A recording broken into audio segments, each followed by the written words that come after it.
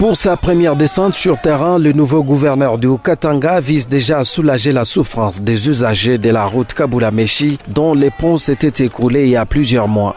Accueilli par les habitants de cette partie de la ville de Lubumbashi, Jacques Kaboula Katwe a constaté que les véhicules ne fréquentent plus cette artère et sont obligés de faire de longs contournements. L'autorité provinciale a une idée précise sur ce qu'il faut faire. Il est question de jeter un pont qui pourra supporter des camions de plus de 100 tonnes.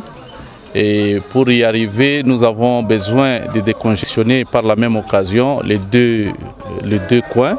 Ce qui veut dire que nous sommes obligés de jeter un pont ici métallique qui peut se faire dans l'immédiat, dans les 2 semaines qui suivent, et dans l'entretemps lancer les travaux du grand pont qui peuvent nous prendre 3 à 4 mois. L'objectif, c'est permettre à ce que la communication entre la population, bien sûr à travers les infrastructures routières, soit maintenue. Ce pont métallique provisoire sera jeté au niveau de l'avenue Prof Mbayolaki, non loin de la route Kaboula-Méchi. Promettant de se mettre au travail pour l'intérêt de la population, l'autorité provinciale appelle celle-ci au civisme fiscal. Nous allons nous mettre au travail.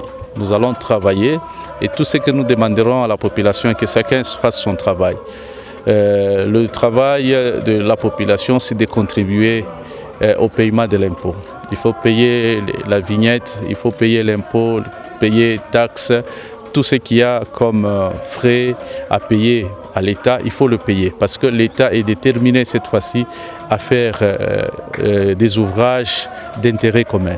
La descente de Jacques Kaboula Katwe est une lueur d'espoir pour les habitants du quartier Kaboula-Méchi et Plateau Caravia.